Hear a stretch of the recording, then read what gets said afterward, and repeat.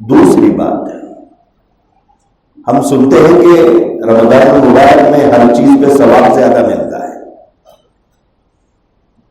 اسی لیے شوق سے لوگ عبادت بھی کرتے ہیں۔ پہلی درخواست آپ حضرات سے، اللہ کے لیے نمازیں پوری پڑھیے۔ ایک بڑی اکثریت جو صرف رمضان میں نماز پڑھتی ہے، اللہ کے بندو کم سے کم رمضان میں تو پوری نماز پڑھو۔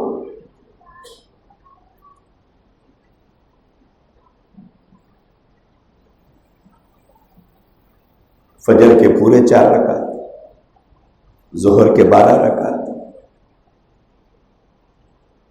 عصر کے 4 فرض ہیں، ممکن ہو تو 4 رکعت سنت بھی پڑھ لو۔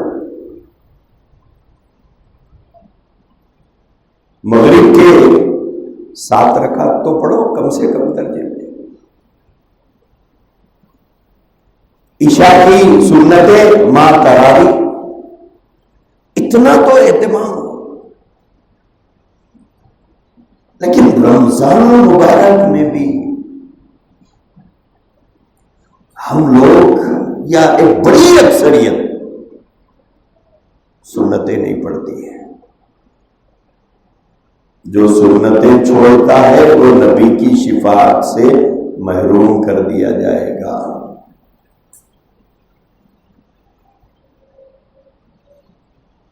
جو سنت چھوڑے گا وہ نبی کی شفاعت سے محروم ہوگا۔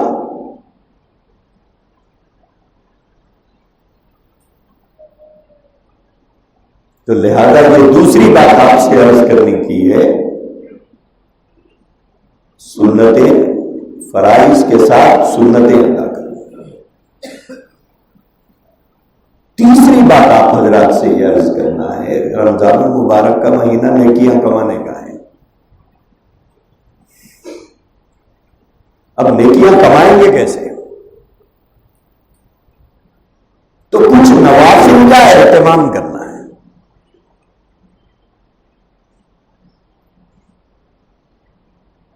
نوافل کا اہتمام کیا ہے؟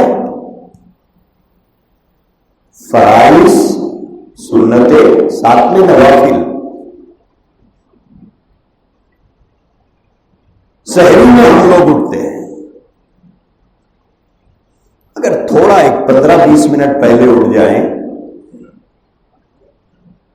تو تہجد کے 2-4 رکعت پڑھ لیجیے۔ رمضان کا مہینہ ہے،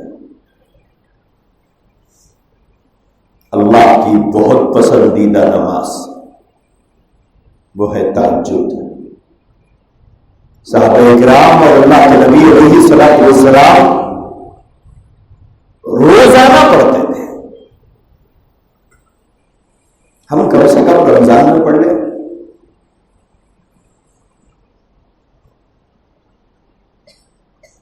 ایک 4 رکعت تہجد کا اہتمام کر لیجیے رمضان میں۔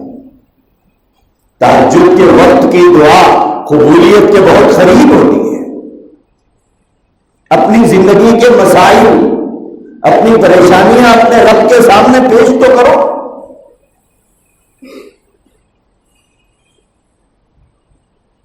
ایک تہجد کا اہتمام۔ دوسری چیز اشراق کی نماز کا اہتمام۔ فجر کی نماز کے 15-20 منٹ کے بعد سورج کو طلوع ہو جاتا ہے، 2-4 رکعت پڑھ لیجیے۔ پھر آپ آرام کا اگر تقاضا ہو آپ آرام کر لیجیے۔ تیسری نماز ہے چاشت کی، 9:30-10 بجے کا جو وقت ہوتا ہے،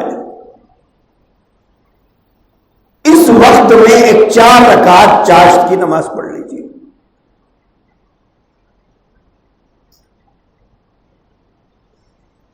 پھر اس کے بعد مغرب کی نماز کے بعد اوابین کا اہتمام ہے۔ 2 رکعت سنت پڑھنے کے بعد 6 رکعت اوابین کی نماز ہوتی ہے۔ 2 رکعت اوابین کی نماز ہے۔ یہ ہے نوافل کا اہتمام ماہ رمضان المبارک کے اندر.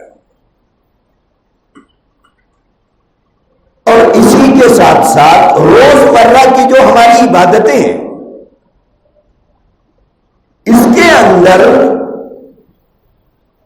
تلاوت کی جو مقدار عام دنوں میں ہماری تھی وہ بڑھانا چاہیے. جو سنتیں ہم پڑھتے تھے، جو نوافل ہم پڑھتے ہیں، تھوڑی لمبی قرأت کرنا چاہیے. اب لمبی قرأت کرنے کے لیے قرآن یاد رہنا پڑتا ہے. جن حضرات کو یاد ہے وہ تو لمبی قرأت کرے، لیکن جن کو یاد نہیں ہے وہ کیا کرے؟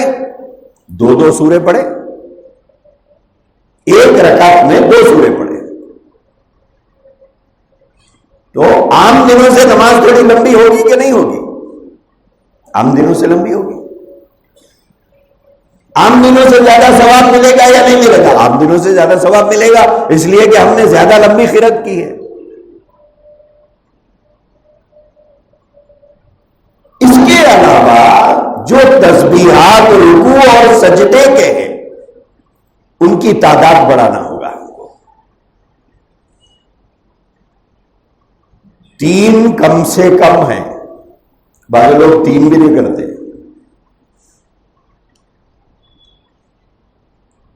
رکوع سے اتنا جلدی اٹھتے ہیں کہ سجدے کو پکڑنا رہتا ہے کیا بھاگ جاتا، نہیں تو اتنی تیزی سے رکوع سے اٹھتے ہیں. بعض لوگ اتنی تیز نماز پڑھتے ہیں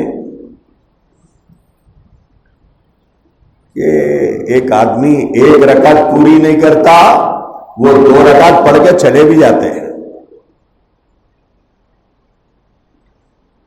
ایسی نماز کو اس نمازی کے منہ پر مار دیا جائے گا. حدیث میں کیا فرمایا؟ اس نماز کو اس نمازی کے منہ پر مار دیا جائے گا. بولے تو رکھ لے یہ نماز. بولے ایسی نماز ہم کو چاہیے جس میں رکوع صحیح نہیں، سجدہ صحیح نہیں. تو میرے بھائیوں، رمضان المبارک کا مہینہ ہے جہاں 3 مرتبہ سبحان ربی العظیم پڑھنا ہے. 5 مرتبہ پڑھیے، 7 مرتبہ پڑھیے، 9 مرتبہ پڑھیے، پڑھ سکتے ہیں. سبحان ربی الاعلیٰ کی تعداد بڑھائیے. 3 کی جگہ 5، 7، 9.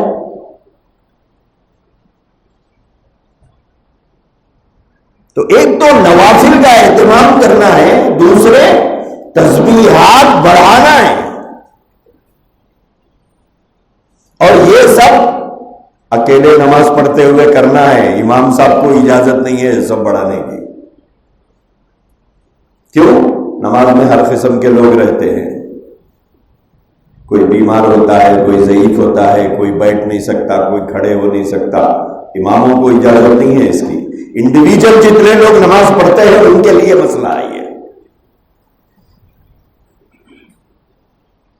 تو تسبیحات بڑھائے، اس کا اہتمام